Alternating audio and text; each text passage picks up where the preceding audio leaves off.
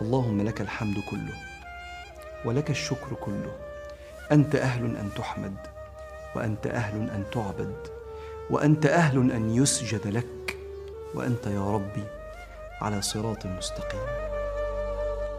السلام عليكم ورحمة الله وبركاته. ازيكم حبايب قلبي؟ عاملين ايه؟ يا رب تكونوا بخير وفي احسن حال. ونبدأ كده ونقول اللهم صل وسلم وبارك على سيدنا محمد عليه افضل الصلاة والسلام. ورجعت لكم تاني بقى كده بعد العيد، بس معايا الكرشة علشان ننضفها مع بعض، واقول لكم كل حاجة انا نضفتها ازاي، وايه ايه اللي عملته عشان خاطر تنضف معايا وتبقى ايه فلة يعني. تمام. بس عايزه بقى منكم تشجيع جامد ولايكات كتير، وبشكر كل حد دخل لي في القناه واشترك في القناه وعمل لي لايك وكتب لي كومنت حلو. ويا ريت كمان كده وانتوا بتكتبوا التعليق تقولوا لي انتوا بتتابعوني منين، عشان ده حاجه بتفرحني قوي وبتشجعني وبتخليني كده ايه يعني، بحس كده بفرحه ان ناس كتير قوي بتتابعني من جميع البلاد. بجد بحبكم جدا، ربنا يخليكم ليا وما تحرمش منكم ابدا. اول حاجه عملتها هنا هو جبت ميه، عندي كميه كبيره الاول من الكرشه. تمام. جبت لها هنا هو حله كده هوت ومليتها كده ميه، وقلت بقى ايه احط لها ايه. حطيت لها كيسين بيكنج باودر، وحطيت لها كمان معلقتين كربوناتو، بيكربوناتو اللي هو السودا دي. تمام. اول حاجه خدت الحته اللي هي الايه الجامده، اللي هي اللي كلها شعر غزير، حتت كده ناشفه قوي في الكرشه.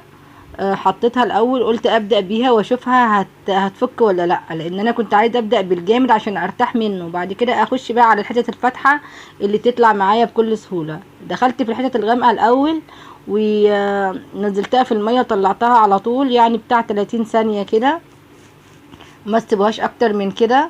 وتطلعوها بقى كده ايه وتفركوها بالسكينه. طبعا كانت سخنه جدا ومولعه، ما كنتش عارفه اتحكم فيها خالص خالص، لان كانت مولعه. فقلت ايه اجيب اي حاجه طب امسك بيها، مش عارفه بصراحه، لا ما قدرتش. وبعدين عايزه عافيه شويه، لان لقيته ما مسحش معايا على طول، لا ده عايز فرك جامد. تمام. لازم تفركه كده كتير كتير لحد ما يطلع وتبقى ايه فله. تمام. انا عايزه اقول لكم ان البيكربوناتو الصودا دوت، واسمه ايه، والبيكنج باودر. الكربوناتو ده اللي انتوا عارفينه، والبيكنج باودر هو حلو مش وحش. تمام. بس يعني ايه عادي، يعني الاستغناء عنه عادي جدا، هو بس بيبيض شويه الكرشه، ولكن مفعوله عادي جدا. يعني انت لو حطيتي ميه سخنه بس معاها معلقه ملح ليمون برضو هتأدي يعني نفس الغرض. تمام.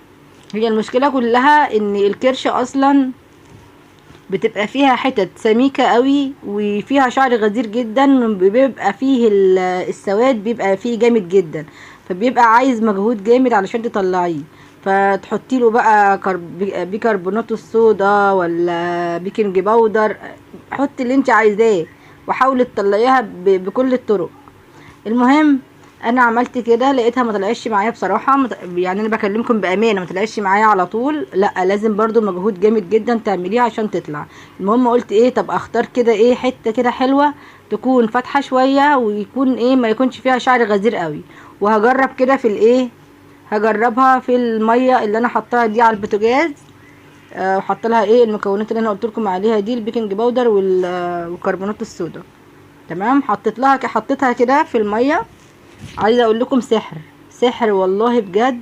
مجرد ما بحطها كده في الميه، انا ما عملتلاش اي حاجه، بالمعلقه اللي في ايديا، معلقه صغيره كمان، المعلقه اللي هي العاديه دي، بفرك كده بفرك كده الكرشه، لقيتها بتطلع معايا بكل سهوله. طبعا انا ما كنتش عارفه اتحكم فيها لانها سخنه قوي، فطبعا ايه زي ما انتوا شايفين كده المشهد ده هوريهولكم من اول. بصوا كده اهو الحتت الطريه في الكرشه بتطلع معاكم بكل سهوله. انا كده بالمعلقه بفركها كده وهي لسه في الميه، بتتشال. شايفين بتتشال ازاي؟ الجلده بتتشال بكل سهوله، ما فيهاش اي مشكله خالص. يعني مش كل حته في الكرشه بتطلع معاكم بسهوله يا جماعه، لا هي بس شويه عايزه مجهود شويه. تمام. انا طلعت الحته اللي انا فركتها دلوقتي قدامكم في الميه بالمعلقه، طلعتها بقى، مسكت معلقتين ودي جت كده افتكاسه كده مني، مش عارفه اتحكم في الكرشه خالص عشان سخنه. عشان سخنه مني، فمسكت معلقتين، قلت معلقه امسك بيها الكرشه عشان ما تتزحلقش مني، والمعلقه التانية افرك بيها. عارفين اللي هو المحتاس ده؟ انا كنت محتاسه. المهم طبعا عملت كده، ولقيت بفرك كده بالمعلقه وطلع معايا زي ما انتم شايفين كده. بصوا بيطلع ازاي، بيطلع بسرعه قوي. لا الموضوع ده حلو قوي بجد، واحسن من السكينه كمان. جربوا كده تعملوها بالمعلقه، هيطلع معاكم على طول وبسرعه قوي. شايفين؟ جات لي بقى فكره حلوه قوي كده وانا شغاله في الكرشه. فكره ايه، اني انضفها في اللي هي الحواف بتاعه الكرشه، الاطراف، الطرف اللي هو اخر الطرف كده بتاع الكرشه. فمش عارفه في كده حتت سودا، تمام، هشيلها ازاي؟ رحت جات لي فكره سلكه المواعين اللي هي الالومنيوم. سلك المواعين الالومنيوم اللي هي بصوا اهي دي، شايفين؟ اللي هي بتتباع كده على بعضها من غير لا ترغيها ومن غير ما تعملي فيها اي حاجه، زي ما هي كده بتفركي بيها الكرشه، بيطلع معاكي اللي هي الحتت السوداء دي بسرعه جدا. تمام. انا كان عندي الحته ديت سمرة برضو، مع ان كنت فركاها كويس بالمعلقه، بس برضو ايه، عايزه تنضف كده وتبقى بيضه. فالمهم فركت كده الاطراف، لقيت كل الطرف كله بتاع الكرشه طلعت معايا بكل سهوله. والله العظيم فعلا فعلا سلكه الالومنيوم دي كانت عندي اصلا، يعني انا مش جايباها مخصوص، لا هي كانت عندي فقلت اجرب. بلاش تستخدموا السلك اللي هو العادي بتاع اللي هو الناشف والناعم والكلام ده، لان ده غلط جدا وممكن يدخل في الكرشه ما بين الكرشه. لكن ديت سلكه مواعين ما بتطلعش اي حاجه خالص معاكي، بتنضفي كده اهي. شايفين؟ طلعت معايا بصراحه بسرعه جدا، وساعدتني بصراحه، لان حاولت معاها بالمعلقه وبالسكينه وبرده ما فيش فايده. لكن بسلكه المواعين دي بصوا الحته ديت، شايفين طلعت بسرعه ازاي اهو. بقيت افرك كده بالطول وبالعرض، يقوم طالع على طول. شايفين؟ سهل جدا ونطفت معايا بسرعه قوي. بس كده. فعجبتني فكره سلكه المواعين قوي، جربوها هتعجبكم قوي. بالمعلقه لو هتفركوا الكرشه اعملوها بالمعلقه، هتطلع معاكم على طول، هيطلع معاكم السواد ده كله، هيطلع معاكم بكل سهوله. ولو حبيتوا تنضفوا طرف الكرش عشان بيبقى يعني بيعذب شويه في المعلقه او بالسكينه بيبقى صعب، فممكن تعملوها بسلكه المواعين اللي انا وريتها لكم دي الالومنيوم. فهتطلع معاكم وهتنضف وهتبقى زي الفل.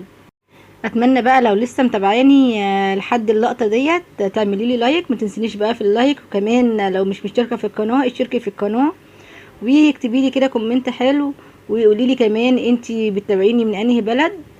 واتمنى الفيديو يكون عجبكم، ويا رب اكون افدتكم ولو بالقليل. اتمنى بقى ما تنسونيش باللايك. وكده خلاص الفيديو خلص. ابتديت بقى انضف انا الكرشه واظبط كده، اشيل الجلد اللي هو اللي في الظهر ده، تمام. وخلاص على كده، وابتديت بقى امسك حته حته وانضفها، واخدت معايا مجهود شويه. والفيديو كده خلص. واقول لكم بقى استودعكم الله الذي لا تضيع ودائعه، والسلام عليكم ورحمه الله وبركاته.